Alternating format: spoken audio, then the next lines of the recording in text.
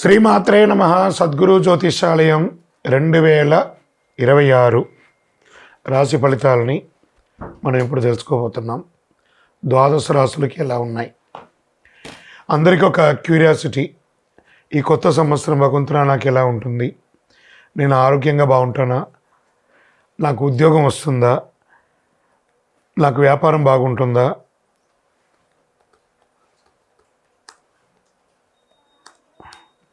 నాకు real estate బాగుంటుందా?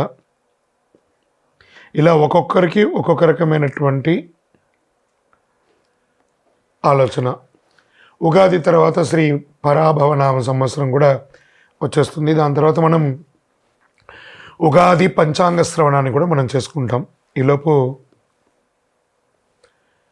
ఈ జనవరి 1వ తారీఖు నుండి డిసెంబర్ 31 వరకు ఈ ద్వాదశ రాశులకి ఎలా ఉందో తెలుసుకోబోతున్నాం. అన్నిటికంటే ముందు జాతకం అనేది పడుతున్న వర్షానికి ఒక గొడుగు మాత్రమే, కానీ జాతకం జీవితం కాదు. దీన్ని అందరూ గుర్తుపెట్టుకోవాలి. మీకు ఎంత అవసరం ఉందో అంతే తెలుసుకుంటే మంచిదేమో అనిపిస్తుంది. జ్యోతిషాస్త్రరీత్యా సద్గురు జ్యోతిషాలయం ద్వారా కర్కాటక రాశి 2026 రాశి ఫలితాలను మనం తెలుసుకోబోతున్నాం. ముందుగా ఆంగ్ల నూతన సంవత్సర శుభాకాంక్షలు. ఈ సంవత్సరం మీదండి. సమయం అంటే కర్కాటక రాశి వారికి పట్టిందల్లా బంగారం. చాలా బాగుంటారు. ఈ కర్కాటక లగ్నంలో ఉన్న వాళ్ళకి కూడా ఇదే వచ్చింది. ఆరోగ్యం చాలా బాగుంటుంది. ఫస్ట్ ఆరోగ్యమే. ఈసారి నేను చెప్పాలనుకుంది ప్రతి రాశి వారికి ఆరోగ్యం గురించే ముందు చెప్తున్నా. అద్భుతంగా ఉంటుంది. ఆడవాళ్ళకి ఛాతీ లేదా బ్రెస్ట్కి సంబంధించినటువంటి సమస్యలన్నీ తొలగిపోతాయి. తల సంబంధించిన ఇబ్బందులు తొలగుతాయి. గుండె సమస్యలు తొలగుతాయి. మరికొంతమందికి దిగువ పొట్ట జీర్ణ సమస్యలు, అందరికీ స్త్రీ పురుషులందరికీ కూడా ఇలాంటివన్నీ కూడా అన్నీ కలిసిపోతుంది. కానీ మార్చి వరకు మాత్రం నిర్లక్ష్యం చెయ్యకండి. మార్చి తర్వాత అన్నీ చక్కబడుతుంది. ఎన్నో సవాళ్ళు అండి కర్కాటక రాశి వారికి, ఎన్నో సవాళ్ళు. అష్టమ శని నుంచి గత ఇబ్బందులు అవన్నీ మానసికంగా, ఆర్థికంగా, శారీరకంగా, సామాజికంగా అన్నీ పడ్డారు కదా. వాటికన్నిటికీ ఉపశమనం. కానీ మీకు ఒక శత్రువు ఉన్నాడు. ఆ శత్రువుని కంట్రోల్ చేయగలిగితే మీరే గొప్పవాళ్ళు. మీ నోరే మీకు శత్రువు. దాన్ని కొంచెం కంట్రోల్ చేయండి కర్కాటక రాశి మిత్రులారా. శుభ కార్యక్రమాలు, మంచి సంఘటనలు వరుసగా జరిగే అవకాశం ఉందండి. మార్చి నుంచి ప్రతిరోజు ఒక పండగలాగా చేసుకుంటారు. ఎందుకంటే శని గురు త్రికోణాకారంలో ఉండి అద్భుతంగా జ్యోతిషపరంగా ఇది జీవితంలో ఒక పెద్ద ఈవెంట్ అని కూడా చెప్పచ్చు. కర్కాటక రాశి వారికి 2026 మార్చి నుంచి ఒక ఈవెంట్, ఒక గోల్డెన్ డేస్ అని కూడా చెప్పచ్చు.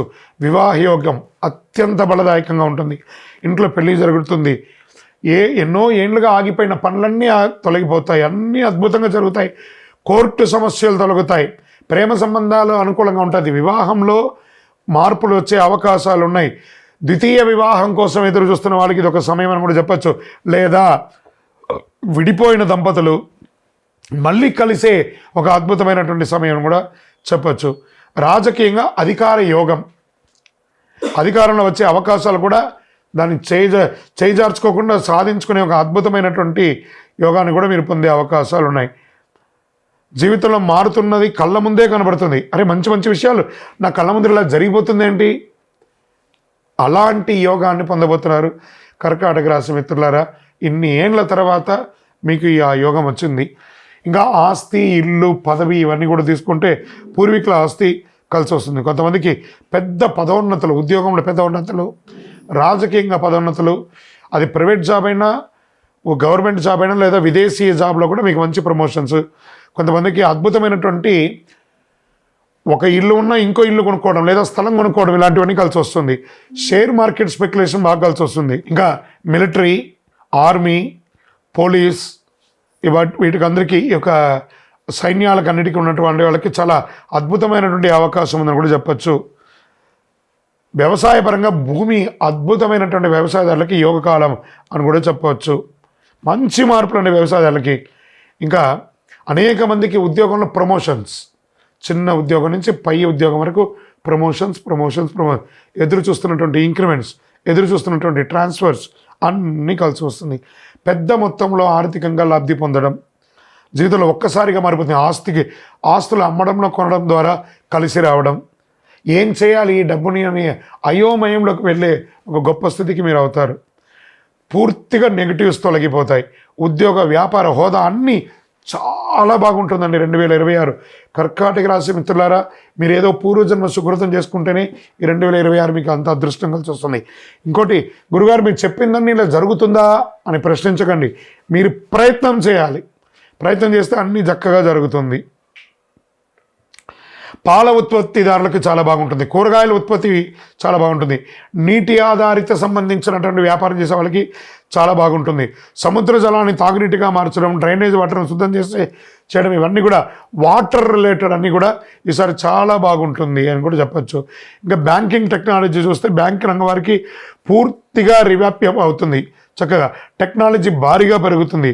బ్యాంకింగ్, టీచింగ్ రంగాల్లో చాలా బాగుంటుందని కూడా చెప్పచ్చు. అడ్వాన్స్డ్ టెక్నాలజీ విస్తృతంగా ప్రవేశిస్తుందని కూడా చెప్పచ్చు టీచింగ్ ద్వారా. కర్కాటక రాశి వారి దీన్ని త్వరగా సూక్ష్మంగా దీన్ని గ్రహించే అవకాశాలు ఉన్నాయి.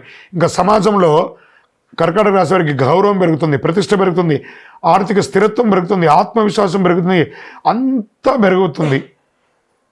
మీరు చూసే, చేతులు జోడించి నమస్కరించే మీ భగవంతుడికి కృతజ్ఞత చెప్పండి. భగవంతుడా, ఇంత అద్భుతమైనటువంటి సమయాన్ని నాకు ఇచ్చావు, ధన్యవాదాలు తండ్రి, ఇంతకంటే మాకేం కావాలి అని చెప్పి మీ ఇష్టదైవాన్ని ప్రార్థన చేయండి.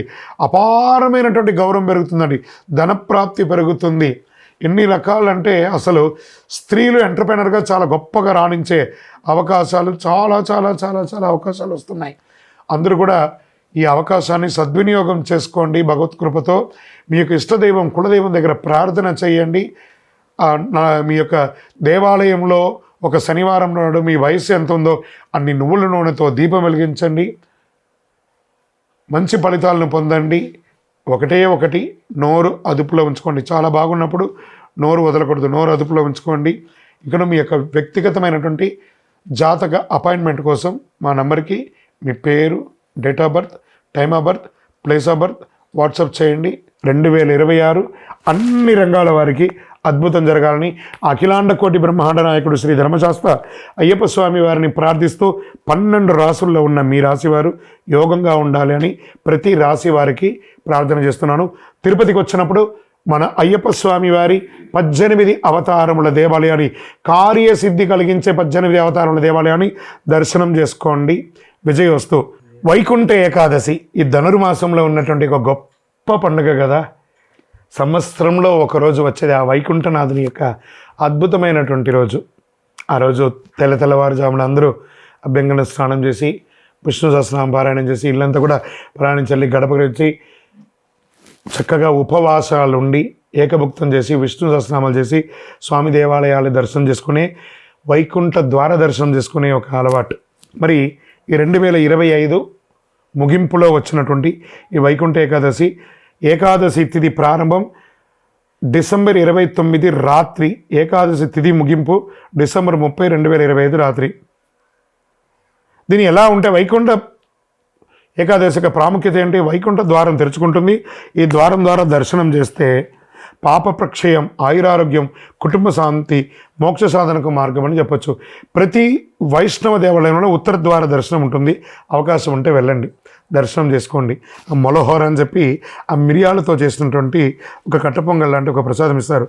అది ఎందుకు ఏకాదశి రోజు తింటే లోపల ఉన్నటువంటి నాభి నుంచి శరీరంలో ఉన్నటువంటి అన్ని నరాల్లో ఉన్నటువంటి బ్లాక్స్ అంతా కూడా క్లియర్ అవుతుందంటారు. ఆ మొలహోర అంటారు దాన్ని. ఆ ప్రసాదం తీసుకోండి. శ్రీ మహావిష్ణువు, రంగనాథ స్వామి, వైకుంఠేశ్వర స్వామి దేవాలయాల్లో వైకుంఠ ద్వార దర్శనం అత్యంత వైభవంగా భారతదేశంలో జరుగుతూ ఉంటుంది.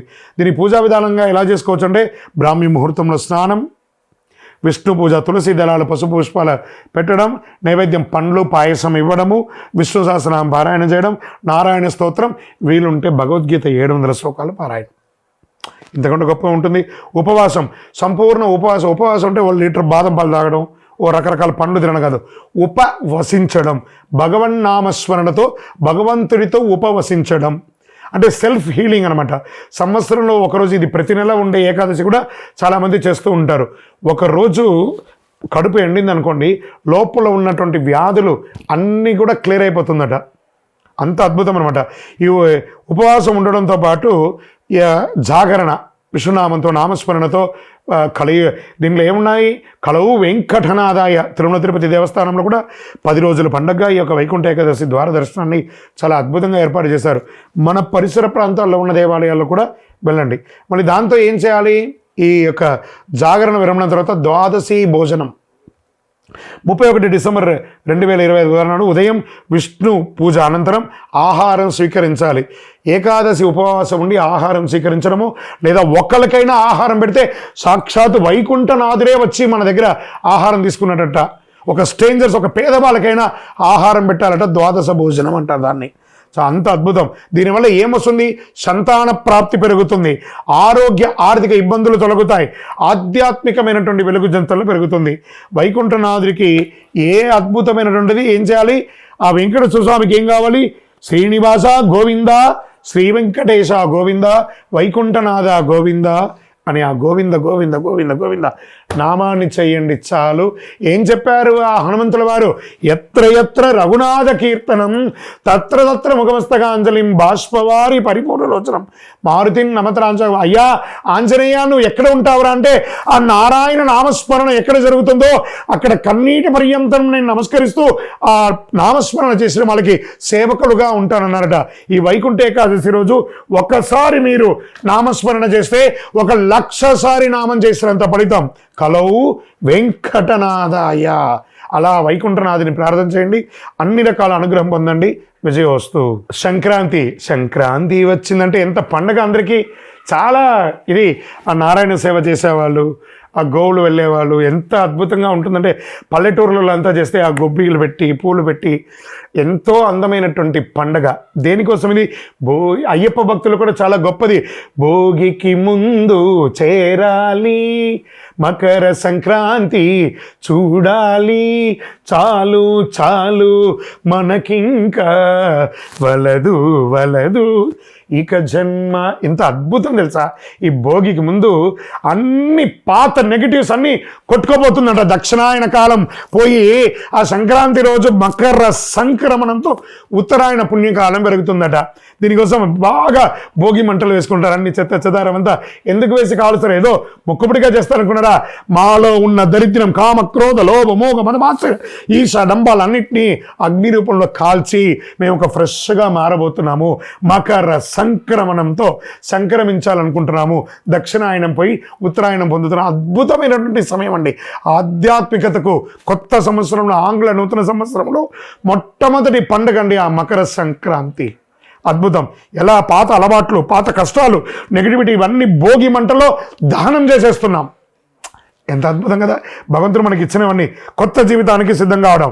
ఆచారాలు, తెల్లవారుజామున భోగి మంటలు, ఇంటి ముందు ముగ్గు గొబ్బిళ్ళు, ఇంటి శుభ్రత, పాత వస్తువులు తొలగింపు, భోగి ఫలం, రోగాలు తగ్గుతాయి, మనసుకు తేలిక, ఇంట్లో శుభ్రత.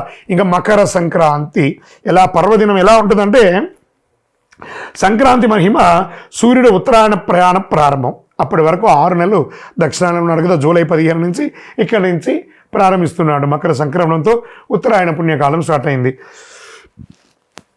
దేవతలకు అత్యంత ప్రీతికరమైనటువంటి ఉత్తరాయణ కాలం అంటారు. దాన ధర్మాలకు విశేష ఫలం అని చెప్తారు. ఏ విధమైనటువంటి పితృదేవతలకు తర్పణం వదులుతారు కొంతమంది. సూర్యనారాయణ పూజ, ఆరోగ్యం కోసం ప్రార్థన చేసేవాళ్ళు మకర సంక్రాంతి రోజు ఆదిత్య హృదయం చదవండి, సూర్య నమస్కారం చేయండి. అంత అద్భుతంగా ఉంటారు. కొత్త బట్టలు కొండి చిన్నపిల్లల్ని సంతృప్తి పరచండి. ఎంత అద్భుతంగా ఉంటుందో తెలుసా. పాయసం, చెరుకు, ఇవన్నీ పొంగలి, ఇవన్నీ చెరుకు పెట్టి కుండల్లో, ఇవన్నీ పల్లెటూరులో చాలామంది ఇది చేస్తూ ఉంటారు. ప్రయత్నం చేయండి. ఆ పొంగలి వండి అందరికీ 10 మందికి పెట్టడం చాలా విశేషంగా మన సౌత్ ఇండియాలో చాలా ప్రాంతాల్లో దీన్ని చేస్తుంటారు. ప్రత్యేకించి తమిళనాడులో దీన్ని చాలా జల్లికట్టు అనే ఒక కార్యక్రమం కూడా చాలా అద్భుతంగా చేస్తుంటారు కనుమ రోజు. ఈ సంక్రాంతి పండుగ చాలా విశేషంగా ఉభయ తెలుగు రాష్ట్రాలు కూడా చాలా చోట దీన్ని చాలా గొప్పగా చేస్తూ ఉంటారు. మరి ఈ యొక్క రోజులో ఏం దానం ఇవ్వాలి? బెల్లం దానం ఇవ్వాలి, నువ్వులు దానం ఇవ్వాలి, నువ్వుల ఉండ తినాలి. మనమందరం కూడా ప్రాంతీయ పద్ధతి ప్రకారం పతంగులు గాలిపటాలు ఎగరవేస్తాం మకర సంక్రాంతికి. చాలా ఒక అన్నదమ్ములు, అక్క చెల్లెలు, భార్యాభర్తలు, పిల్లలు, బిడ్డ, అల్లుడు కలిసి కట్టి ఆనందంగా సంబరంగా చేసుకునే ఒక మహత్తరమైనటువంటి పండగ ఏదైనా ఉందంటే సంక్రాంతి, మకర సంక్రాంతి. మకరుడు మారుతున్నటువంటి సంక్రాంతి. ఈ కనుమ పండగ వచ్చేసింది అనుకుందాం. కనుమ ప్రాముఖ్యత ఏంది? వ్యవసాయదారులకి. అంటే ఒక దున్నపోతు ఉంటుంది సరా, దాన్ని కొట్టి కొట్టి దున్ని దున్ని దున్ని దున్ని కట్టబెట్టి దున్నుతూనే ఉంటారు. దున్నపోతు కూడా ఒకరోజు వస్తుందంటారు చూస్తారా, కనుమండి. ఆ సాక్షాత్ ఆ యొక్క కల్ప వృక్షం అండి, భూలోక కల్ప వృక్షం ఏదైనా ఉందంటే ఆవే అండి.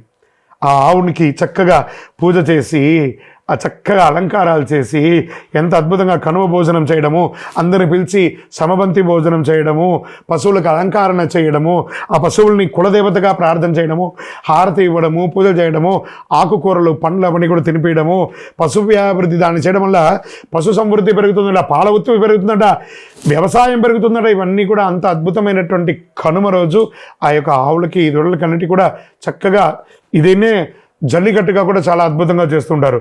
భోగి చెడును వదలడం, సంక్రాంతి శుభాన్ని ఆహ్వానించడం, కనుమ కృతజ్ఞతగా జీవించడం. ఈ మూడు పాటిస్తే జీవితం సమృద్ధిగా ఉంటుంది. కొత్త ఆశలు, కుటుంబ కలయిక, ఆర్థిక స్థిరత్వం, ఆరోగ్యం, శాంతి, ఆనందం ఇవన్నీ కూడా కలిసి వస్తుంది. అందరికీ కూడా మకర సంక్రాంతి శుభాకాంక్షలు.